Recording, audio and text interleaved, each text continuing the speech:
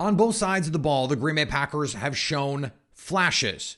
They can do it for stretches, but they can't be consistent. So are the answers to these problems in-house, or are they going to have to go outside to either add personnel or make changes to the roster or the philosophy to get this all to make some sense?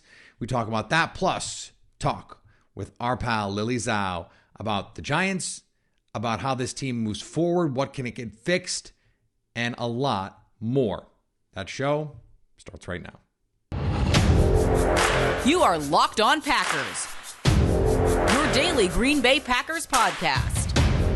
Part of the Locked On Podcast Network, your team every day.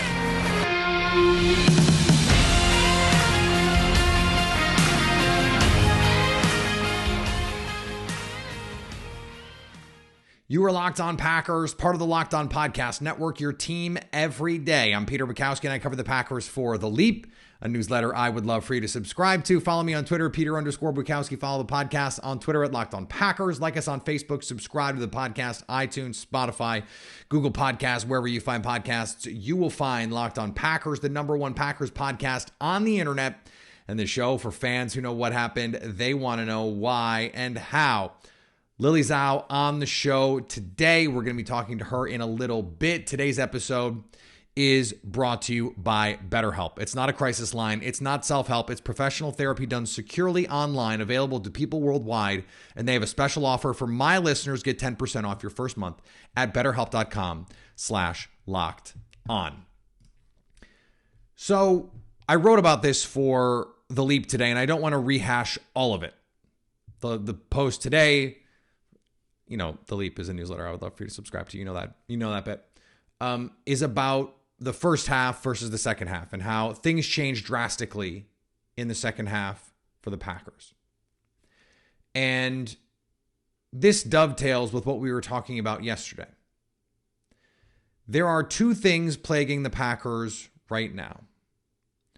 One is philosophical, and one is sort of the inverse. It's a really interesting parallel that's going on right now. If you watch the Packers offense, it is magnificently designed. It is terrifically called. And I think when Packers fans have issues with the play calling, what they really have issues with are the decisions being made by Aaron Rodgers pretty consistently, where he's got a run pass option and he makes a pass. We've talked about some of the intricacies and nuances of some of those decisions. Matt LaFleur has defended some of those decisions, but I think it's more about when shots are taken and what the circumstances are that they're going to press and throw the ball all over the yard when maybe they should stick to the run, those kinds of things. But receivers are getting open. Aaron Rodgers is still Aaron Rodgers. He still weekly makes ridiculous throws, and the receivers, by and large, are making these catches. They're getting open. As Jason Hirschhorn, America's guest, and my colleague at The Leap wrote, that Romeo Doubs is getting open at a higher rate and with more separation than Davante Adams did last year. That's pretty remarkable. Now, part of that is safety help, and so you're getting more condensed windows, and you know it's a different situation. But it's worth noting, this is not like guys aren't open. And I still see that criticism every now and then. No. Guys are open. There have been times when Aaron Rodgers hasn't pulled the trigger. And there were times last week, there's been times over the course of the season where they just haven't been able to protect well enough to get to some of these shot plays. There was a time Romeo Doubs on a double move gets open down the field. And the protection breaks down. They ask Randall Cobb to crash down Kayvon Thibodeau, who is a first-round draft pick on the edge. He can't do it. The timing gets all mucked up. Rodgers has to check it down. It could be a touchdown if Rodgers has time to set his feet and throw. There was another play where Rodgers, against a zero-pressure look, has Romeo Doubs down the field. They get illegal contact, and you can't hit the play. It looks like an overthrow, but there's illegal contact. Well, Allen Lazard, wide open on the inbreaker, on the dig. Now, I think Rodgers in that situation, given the coverage, I'm fine taking the shot there. He didn't expect all of that contact, but at the same time, he's got Allen Lazard. The answers to the questions for this offense are about execution.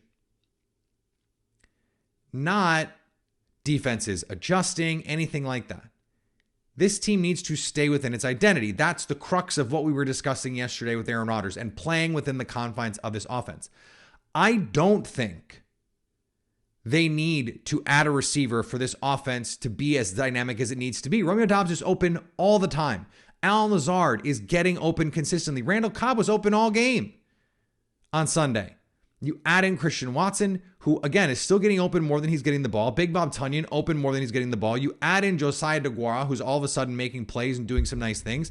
And there's still more room to grow with how they're using Aaron Jones and A.J. Dillon in the passing game. There's so much more from a skill position they can wring out of the talent that they have. There is an issue at the offensive line.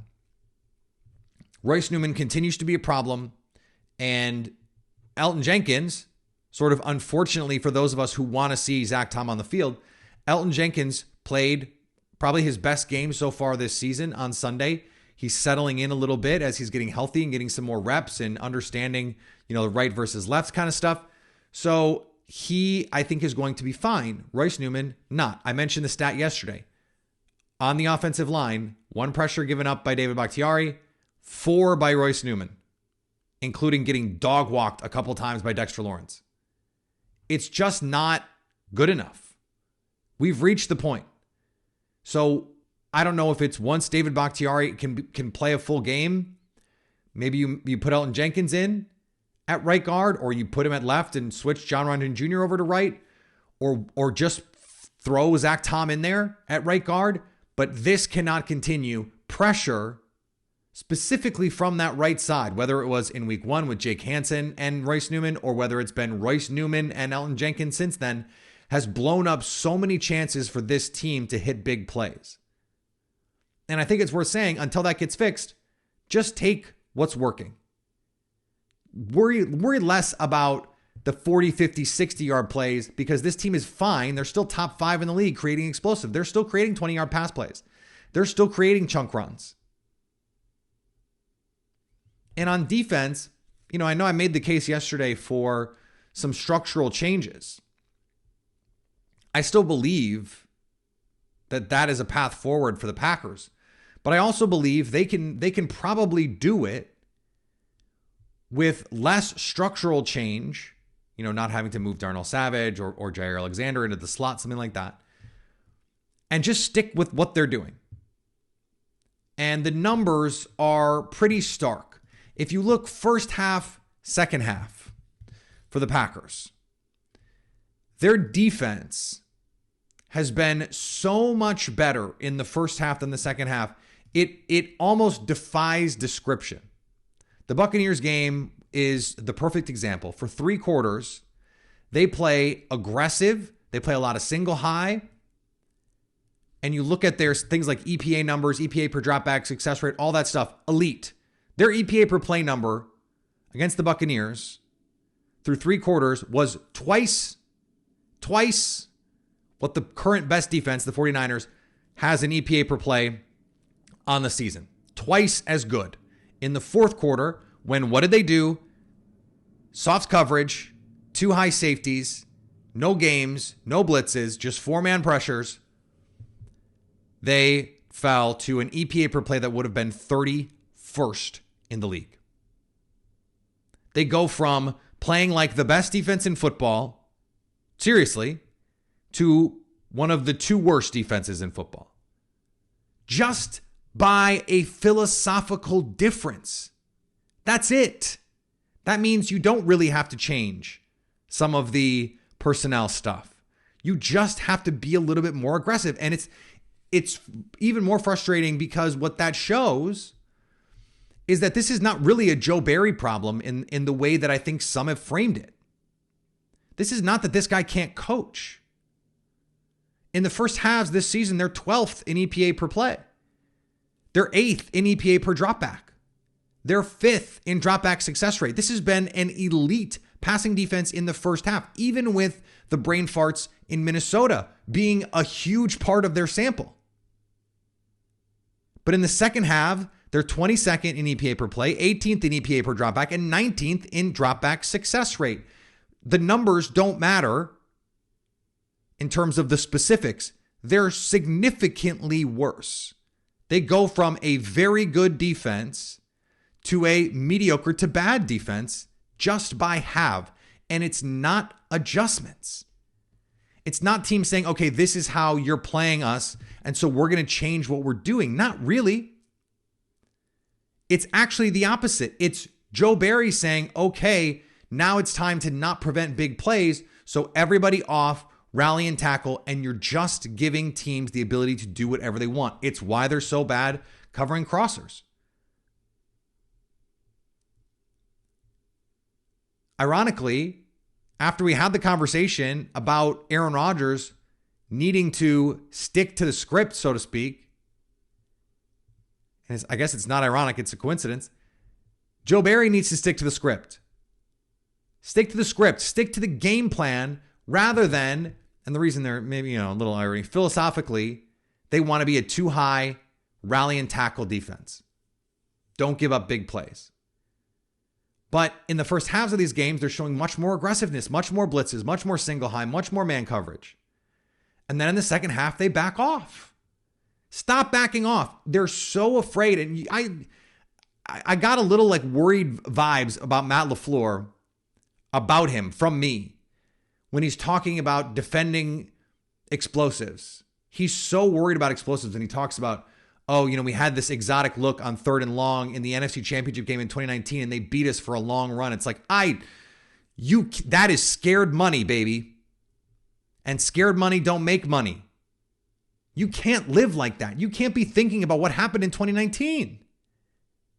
You can't be thinking about what happened in one game on one play that one time when the defense had an all-time bedwetting and was historically bad against the run in one game. That should not inform anything that you do after that for any reason ever again. That is an aberration. So that doesn't give me a lot of faith that they're going to make this change. But what I'm telling you is, if they do make that change, they're fine. Because the evidence says when they're not playing that way, and they're not playing that way for the most part in the first halves of these games, that's when they've been a good defense. If I told you at the end of the season, they finished 12th in EPA per play, 8th in EPA per dropback, and 5th in dropback success rate, you'd be like, hell yeah, that's a good defense. And that is a good defense. Now, it's not living to their potential. I think they have the ability. We talked about this yesterday. At a certain point, you got to be more than just talent. You got to be more than just potential. But this team could be even better than that. So just let them play. Just let them keep playing. This team is, I think the playoff losses have kind of broken their brains a little bit. They're so worried about losing that they've lost this all gas, no break mentality. And at least defensively, they need to find it. And they need to find it right now. Because if they don't, this Jets team, which just smacked Miami. I understand Miami was playing with a third string quarterback for a lot of that game. Still, the Packers played against a third string quarterback the other week and did not smack that team. So you better respect this Jets team, or you're going to get smacked again by a New York team. Before we get to Lily Zhao, a word from our sponsor, BetterHelp. Everyone could use some help from time to time. And there is a misconception out there among some people that in order to go to therapy, you need to be depressed. You need to have a diagnosed mental illness. And that's just not true. In fact, therapy can be for all sorts of reasons. Maybe you just want to be a better problem solver. Maybe you just want to mitigate your anxiety a little bit better. Maybe you just want to unload some stress. We're all dealing with stress all the time. So why not get some help dealing with all of that? Life is hard. And it can be easier if you have better tools to do it. A therapist can help give you those tools, make it easier for you to accomplish your goals, no matter how big or small. I've seen the benefits of therapy in my own life. I've seen it help the people around me. And if you think you need some help, chances are you could use some help. And even if you don't think you need some help, you could benefit from some. We all could. So when you want to be a better version of you, a better problem solver, therapy can get you there. Visit BetterHelp.com/locked-on to get 10% off your first month. That's BetterHelp.com/locked-on. Sadly, the streak is over. The win streak has come to an end. The Packers fall to the Giants in London. Hope everyone has gotten over their jet lag from watching this game. Lily and I did not go to London to watch it, and I can tell you I still feel jet lagged after having done all of that. A little foggy after what we saw on Sunday from Fox 6. Of course, it is time for our favorite Lily Zhao to answer the age-old question, is how you doing? Peter, it is good to be back on with you talking some Packers football. Like you mentioned, it's a little bit of a weird feeling because, for us here in Wisconsin, at least, I mean, the game was done by noon. So you're like, all day to sit around and think about this loss.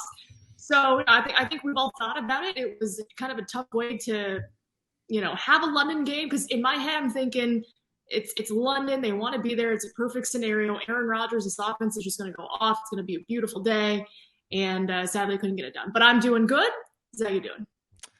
I'm good. I was at a bachelor party in Phoenix, so I had to get up at 6:30 after a late night on Saturday, and then I had to watch that, Lily. So that's how I'm doing. Yeah, not the way I wanted that to go. Now the good news is I got out on the golf course after that because then it's 9:30 when the game ends, right? I did my live stream, got in the car, and we go play golf. So that was the good news from that standpoint. There's a lot to dig into here. Unfortunately, losses are always more interesting than wins, I think. But that is good for us because then we get to have these sorts of chats. Of all the things that didn't go quite right for the Packers, what stands out to you as the most fixable to your mind? Like, okay, this is happening, but like, it seems like they can fix this. I would say hopefully the offense. I have a little bit more confidence in that area than I would say the defense, which is kind of weird considering how I think we all thought that they would do it. Not saying they can't get things fixed, but again, it's you have Aaron Rodgers, you have your cornerstone pieces, Aaron Jones, A.J. Dillon. I just think if they can just really lean into their strength, and that right now is their running game, lean into that. I mean, you just got to keep on working with the chemistry with your receivers, and luckily he's got Randall and Allen, so he's already got chemistry with those guys. The protection is there. So I think the offense, if they can just find a way to not have such a clunky game, I mean, there really wasn't any flow after that first half. I do think the offense has a better chance of kind of figuring things out than the defense, which I think it's a little concerning how just out of sorts they looked on Sunday.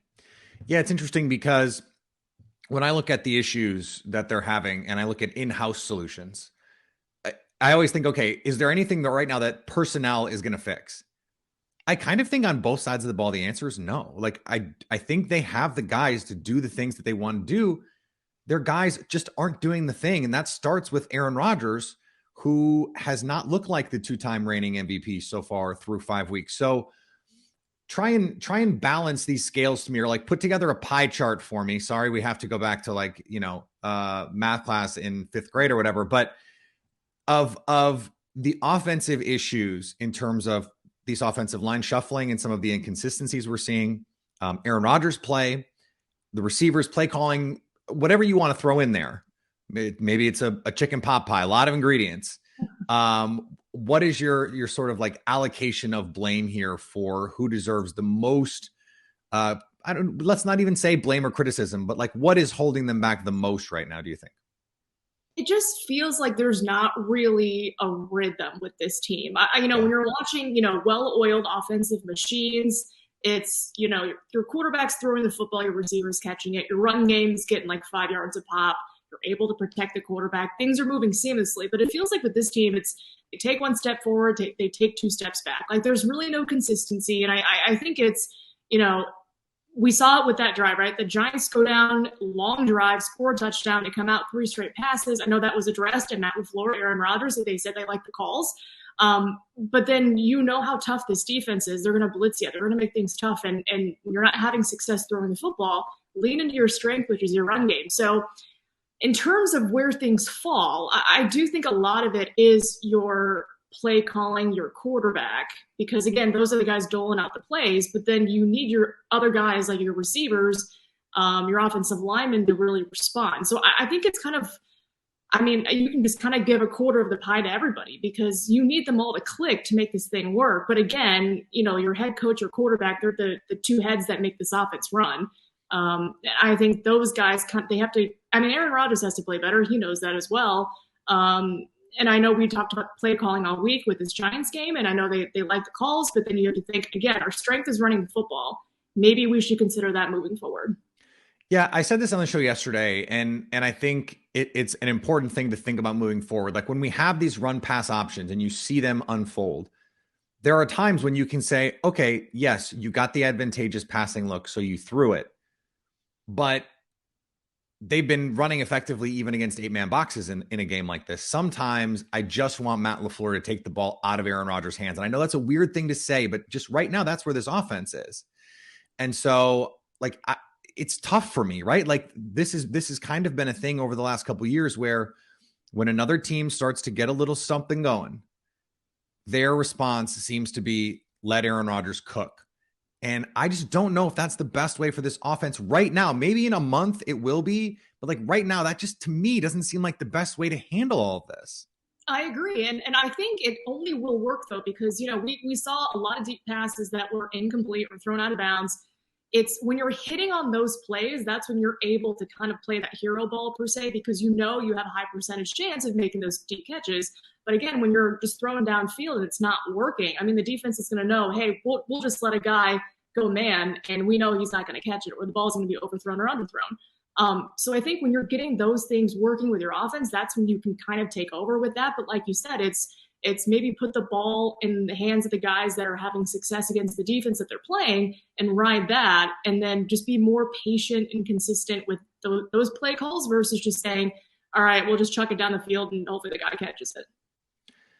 Something I was thinking about after the game, and we talked about it on the live stream, is we talked, you and I, certainly, I talked a lot about it. We heard a lot in the media, fans, about how talented this defense is and the number of good players and guys that we have seen play really high levels of football. Devondre Campbell, Adrian Amos, Darnell Savage just don't look the same this season. And when we have you watch a second half like we saw on Sunday, and you see these other games, Bailey Zappi in the second half with the Patriots, at what point does this become, okay, yeah, Joe Barry, we can have those conversations about some of the things Joe Barry is doing. But at what point do we just say, maybe they're not as talented as we thought? Maybe some of these guys are just really not as good as we thought they were if this is the product we continue to see on the field. I think that's something to consider. And again, you can put a ton of all-stars on one team, but unless they're playing together, they know the scheme, they know where they need to be, it doesn't really matter. And obviously it's going to matter that they're, first round picks and all that stuff. But again, you can have all the talent on the field, but when they're not really understanding where they're supposed to be, they're not understanding their assignments, they're not in the right spots, I mean, it's not going to really matter again. And that was a little concerning, though, because there were multiple times where on defense, it was guys were kind of still shuffling at the last second and the Giants are all lined up to go. And you're wondering, why is this still an issue? Again, no consistent pressure on Daniel Jones. I mean, he was killing him with his legs. You have to imagine after one Wildcat, you're like, okay, this guy, his ankle looks fine. Like, we should probably keep an eye on him. You have Saquon, who was doing his thing as well. And then Darius Slayton, I mean, he was going up against Eric Stokes, had his way there. So it's the secondary was certainly concerning. But then again, in the front, there really wasn't a lot of pressure, and those 2 sacks being taken away by defensive holding penalties didn't help as well. So maybe had they not had that, that's a different narrative, and they pin the Giants back, they don't score, yada, yada. Hindsight's 2020. But to your point, it is concerning that we have all these talented pieces, but there's been a regression 5 weeks into the season. Obviously, coaching has a role to play in all this, right? Like Joe Barry not putting them in the best position to succeed is you're setting them up to fail in a lot of ways. And so when they fail, we can't be like, well, look at the players failing when that's not a good defensive call in that situation. And to me, I've seen a lot more conservative play in the second half. I mean, for 3 quarters, the Packers absolutely locked down Tampa. And then in the fourth quarter, they go to that prevent defense. And guess what happens? They march right down the field. We've seen that. We saw that in this game. They played pretty aggressively in the first half. They're bringing pressure. They're rallying, tackling. And then in the second half, all of a sudden we see cornerbacks at 10 yards, safeties at 15, 20 yards. And it's all right, everything in front. Part of this has to be on Joe Barry for sure, but this is sort of who Joe Barry wants to be. And that starts with Matt LaFleur. So when does Matt LaFleur have to step in? When does he have to do what he did with Mike Patton in 2020 and say, this is not cool anymore. This has to change. It needs to be more this, more that. And I don't have the answers necessarily. I'm just saying, at what point does your head coach have to say, look, we got to change something here? I think if that hasn't happened by now, I think, if they have a bad showing against the Jets, and, granted, this is still a 3-2 team. You have Zach Wilson. I mean, it's not like they don't have any players. I think if they have a poor showing against the Jets at home, I think that really warrants a sit down. And even Matt LaFleur said it, he was talking to Joe Barry, but again, when you're playing so far off the line of scrimmage in 3rd and long and you're not really blitzing and you're not getting in the face of a quarterback who shouldn't be beating you, I mean, at some point in time, you're going to have a conversation with your defensive coordinator, say, maybe playing zone all the time, maybe the zone scheme really isn't working for us and we have to adapt because we have all these players that are really talented, but we're not really utilizing them to the best of their abilities. So I would say maybe if they just don't play well this week at all, maybe this needs to be the turning point or the catalyst to say, hey, something's got to change. Otherwise, I mean, this is going to be a defense that's going to struggle the rest of the year. I thought it was interesting when Jair said, I'm not going to worry about the defense unless we struggle against the Jets. By the way, shade to the Jets. At least that's how it felt to me. Maybe what he meant was if we see this one more time, that kind of thing. Probably a little bit of both, right? Like, yes, okay, if you see it one more time and it's been 6 weeks and this is still an issue. At the same time, I understand where Aaron Rodgers is coming from, saying like, we can't think like that. That can't be the mindset. It has to just be like, we need to fix this now. And we should always have this kind of urgency. If you think there is a guy, whether it's on offense or defense, that could just be the little spark of energy that this team needs, is there someone that you would like to see them either try to get more involved or you think could be the guy that's just like, okay, if this guy has a big game, that could just sort of be the panacea that they need to get back on track? Ooh, that's a good question. And a hard one. I'm sorry, I'm putting you on the spot. No, that's okay. It's a good question. I think potentially on defense, let's go with, not saying Kenny hasn't had good games. He was really good. I think maybe just somebody up front just, absolutely gets after him. I know we talk about Rashawn all the time. We know what Rashawn can do. I think maybe Kenny Clark up front, if he's just got that burst and gets this defense fired up, it starts at the line of scrimmage. And I think, this group certainly has the talent to get it done. I think potentially him. And then offensively, that's a really good question. I'm thinking, let me give you a defensive answer and you can think about your offensive answer. Okay. I would like to see, because Quay Walker is having some issues. He's having some issues fit the run. He's having some issues in coverage, unless he's manned up. I mean, running with Saquon Barkley, that's like 4 linebackers in the league can probably do that, and he's one of them. I would like to see them use him like Devin White in Tampa. Just let him blitz 40% of the time. Just send him. Let him fly downhill and just try and, I can't say the phrase that I want to say, mess things up. Let's just see what he can do as a wrecking ball in there. Use that speed to try and make something happen. I think that would be just try it. Just try it. He's out there, rather than having that extra defensive lineman where they like to have this like penny look where it's 3 defensive linemen and 2 edge guys. Treat nickel like penny and just send Quay Walker. You're sending 5. I think that's one way to try and just add a little bit of a spark, because he's that kind of athlete. I think he can do that.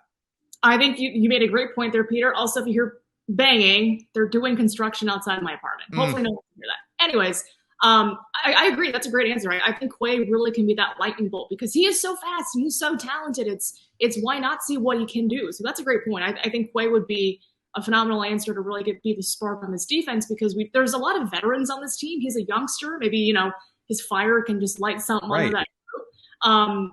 And I think that's a phenomenal answer on defense. I'm thinking maybe offensively, it's got to be a tight end. I mean, like Robert Tonyan. I know he's on the snap count. He's still coming back from that ACL injury. DeGuara doing some nice things. He made some plays against the Giants. I think it's going to be a tight end, though, because, Christian Watson's injured. Aaron Rodgers is still working on the chemistry with Romeo Doubs. he has trust in Tunyon. He's getting there with Iguara and Tyler Davis. I think if you can just get a tight end involved, because again, Travis Kelce is Travis Kelce, but seeing what he was able to do on Monday Night Football at the tight end position, if the Packers can get back to that with that kind of player in a Robert Tunyon, I think that adds another element to the offense that we haven't seen since he's been out. I like that. I like that a lot. And Rodgers, it's kind of funny because he had that throw to Tyler Davis into coverage, and I'm just sort of like, can you try that with Romeo Doubs? Let's just try that with some of these younger players. I understand the connection with Lazard and Randall Cobb, who got 13 targets, I think, on Sunday. Just an incredible throwback performance from Cobb, although he did have that third down drop. I kind of just think my answer on offense is always just going to be Romeo Doubs until he becomes the guy that Lily, he's always open. Jason Hirschhorn, our friend, America's guest on this show, and my co-founder at The Leap, had a great stat from Next Gen that his open percentage is higher than Devontae's was last year, and his average separation is higher than Devontae's was last year. Get him the ball. He's open. And I hope that is something that they'll be able to see on tape and have Rodgers go, okay, I just have to get him the ball. I know I trust him. Just do it.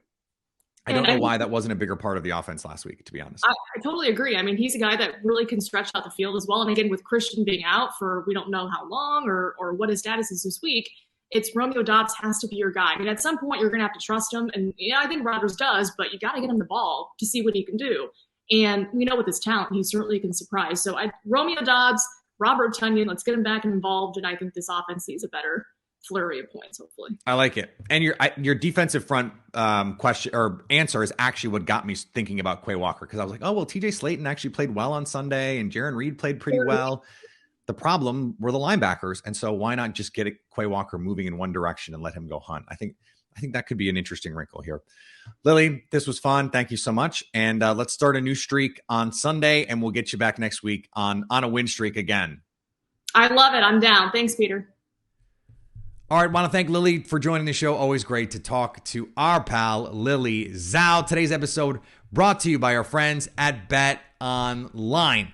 BetOnline is your number one spot for all of your football betting info this season. Find all the latest player developments, team matchups, news, podcasts, and in-depth articles and analysis on every game you can find. And as always, BetOnline remains your continued source for all of your sports wagering info with live betting and up-to-the-minute scores for every sport out there. The fastest and easiest way to check on all your favorite games and events, including Major League Baseball, MMA, boxing, golf, all kinds of great stuff. Head to the BetOnline or use your mobile device to learn more. BetOnline, where the game starts.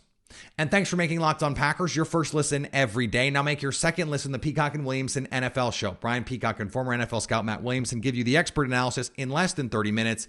It's free and available wherever you get podcasts. All right, we're going to be back tomorrow. Crossover Thursday. We're going to get the inside scoop on the New York Football Jets. That's not a thing, but we're going to go with it. And then our live show is back on Friday. We'll be live again on Sunday after the game, so plenty to look forward to. Follow me on Twitter, Peter_Bukowski. Follow the podcast on Twitter, Locked On Packers. Like us on Facebook. Subscribe to the podcast, iTunes, Spotify, Google Podcasts. Wherever you find podcasts, you will find Locked On Packers. And like us on YouTube. Subscribe on YouTube. Check us out there. We're going to be going live twice a week. So come find us there so that you could better stay Locked On Packers.